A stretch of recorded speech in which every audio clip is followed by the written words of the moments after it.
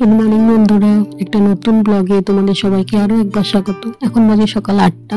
আমি আজকে একটু বেশি দেরি করে ঘুম থেকে উঠলাম, কারণ সকাল থেকেই খুব বৃষ্টিটা হচ্ছে, তার জন্য একটু শুয়েছিলাম। তখন হালু এসে আমাকে ডাকাডাকি করে তুলে দিল। উনি আবার কালকে রাত্রেবেলা কোথাও গেছিলেন, যার জন্য উনি সকাল রাত্রেবেলা কিছু খাননি। এখন আমাকে সকাল সকাল উঠেছে, এখন আমাকে খেতে দিতে হবে। দেখো কেমন আমার আগে আগে চলছে, খাবারটা যেন একা বেড়ে খাও। চারিদিকে জল জমে গেছে, আমাদের কলপাটটা একটু নিচু বেশি, তার জন্য এখানে একটুতেই বৃষ্টি হলেই খুব জল জমে যায়। তারপরে সিঁড়ির নিচটাও দেখছি হেসলা হেসে পুরো ভিজে গেছে, জল জমে রয়েছে।